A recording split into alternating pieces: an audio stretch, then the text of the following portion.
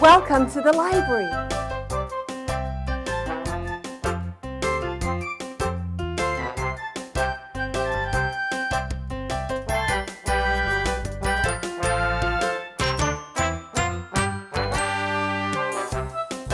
Let's go see a show.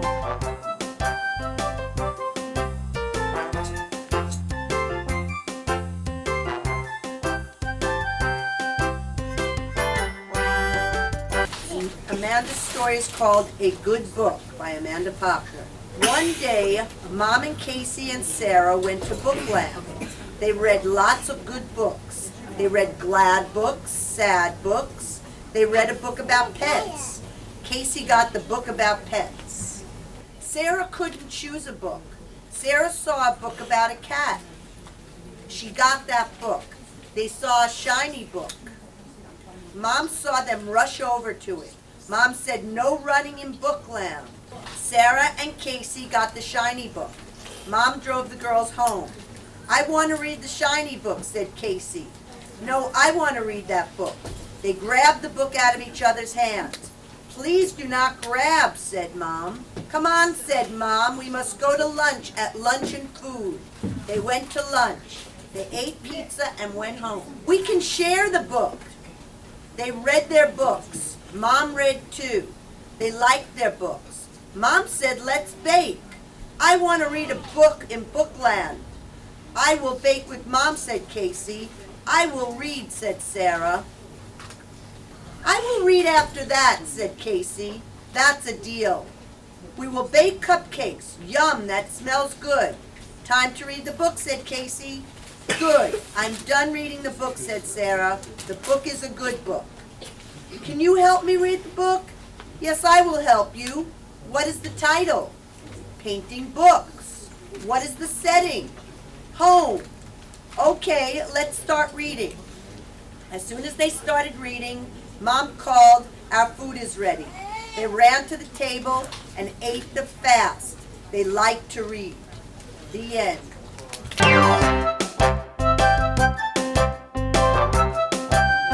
The title of Chloe's story is What is a Good Day?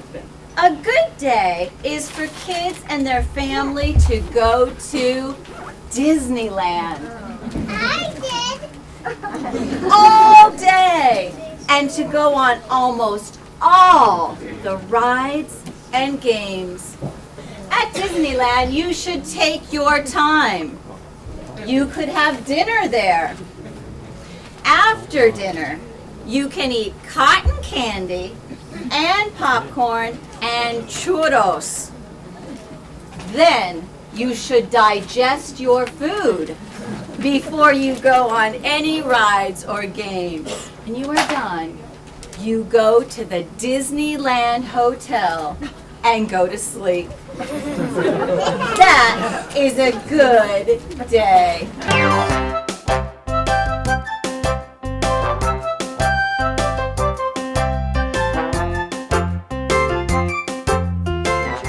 April 23rd was a special day. The sun was shining, the birds were chirping, and the flowers were blossoming. That's not all that made this day special.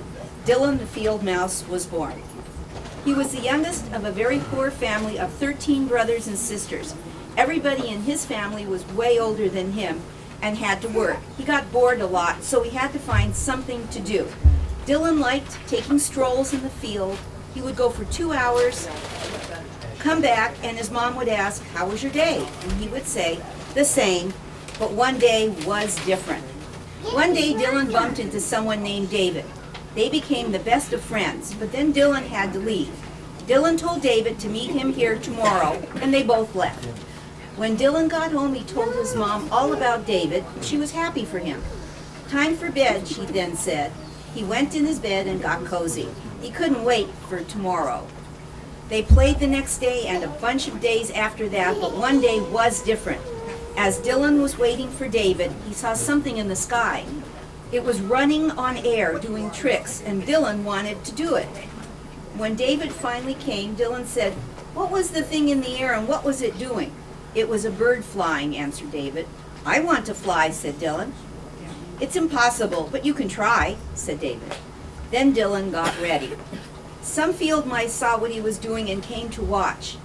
He then started. He ran as fast as he could, jumped as high as he could, flapped his arms as hard as he could, and he fell, splat on the ground. Everyone laughed except David. He felt embarrassed. This discouraged him, but he wasn't ready to give up. Would you read that part? He then went home. His mom asked, "How was your day?" He told her about trying to fly.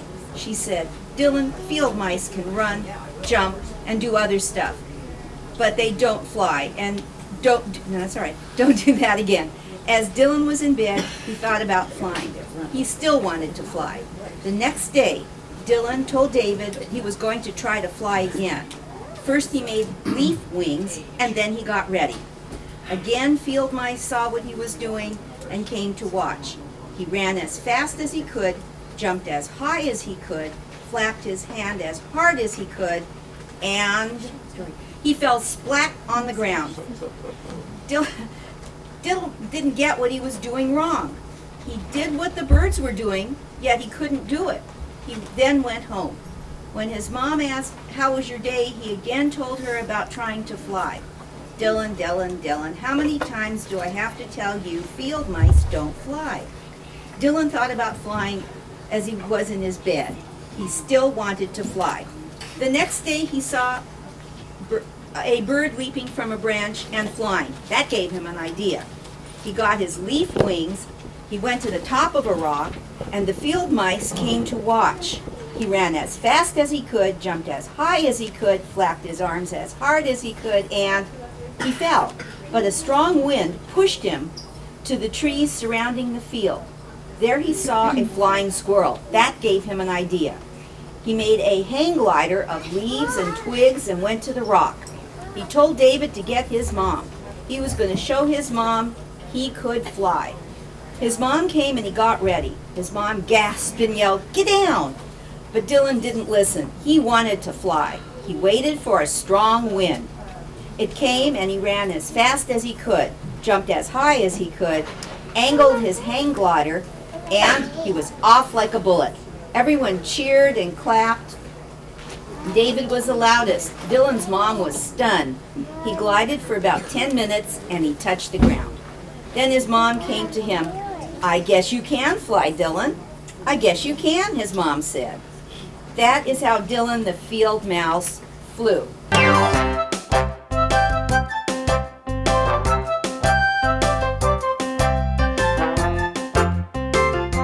The Sun and Moon by Ashley Ayala.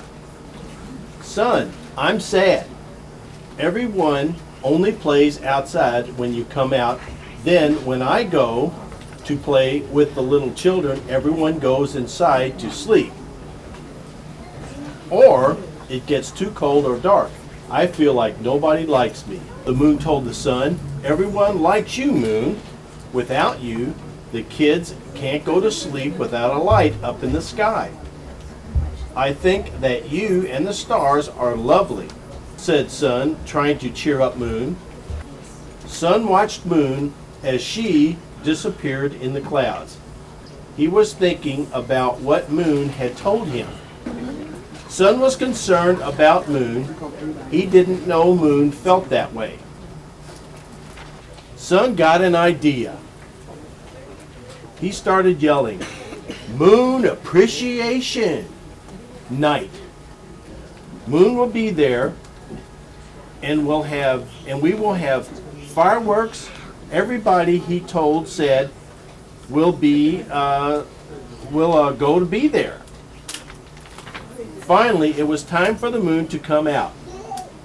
Everybody that Sun had invited came. They yelled, "Surprise!" and told Moon they loved her and camped outside. It was a spectacular night.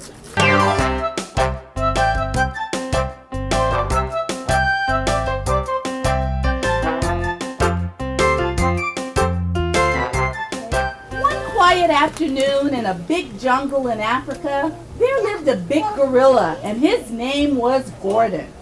The only problem was he was a mean gorilla and nobody wanted to be his friend. He was giving people wedgies and calling people names. He was always bossing people around. His friends, Tina the tiger and Larry the leopard, were no longer his friends.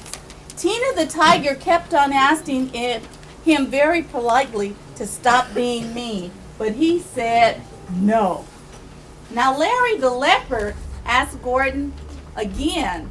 He said no. Everyone who Gordon was being mean to teamed up and they all promised if he was going to stop, they would become his friends. Now Gordon said, yes, I will stop. Now everyone is friends. From that day on, nobody was being bullied or called names. The end. It's called The Missing Dad by Mia Aguilar. About the author. I am 7 years old. I like doing work. I like dogs and cats. My mom is 38 years old and my dad is 40 years old. I love to read a lot of books. One day, a boy named Dan wanted to play. A girl next door wanted to play too. So she asked to play with him. He said, okay. The boy said, let's play in the backyard. I will ask my dad if he can watch us. I will get my dog, said Isa. I cannot find my dad, said Dan. Let's check my room, said Dan. I will check the living room, said Isa. I cannot find him. Me either, said Dan. I will check the kitchen. The dog smelled a clue and followed it. The boy and girl followed the dog. It started to rain. Now we cannot play. Let's watch TV. Okay, there's a commercial coming up. Let's turn it off. I hear a flush. Let's go up the stairs. I'm going up, said Isa. I think we found my dad, said Dan.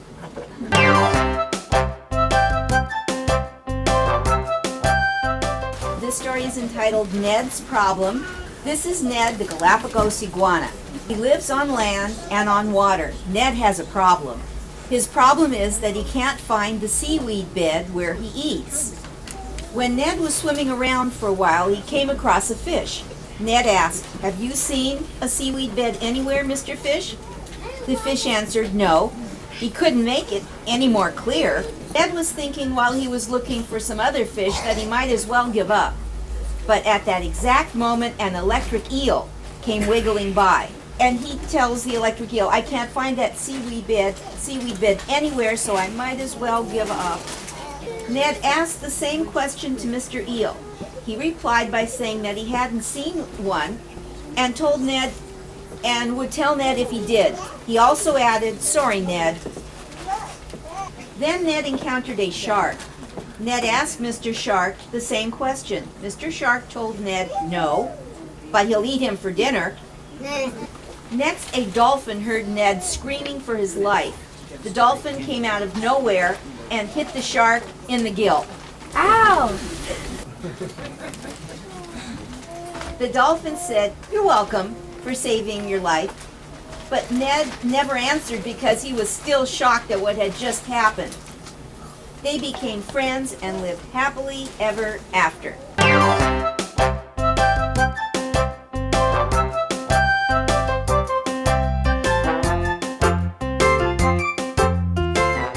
The Johnsons were in the kitchen eating supper, and their dog named Dog was sitting by the back door wanting to go outside. Ashley Johnson got up and put Dog on his leash and headed out. Hey, Dog seems calmer than usual. I think I'll take him off his leash, she whispered to herself. She unclipped the leash, and Dog ran off. Ashley ran as fast as she could, but she lost.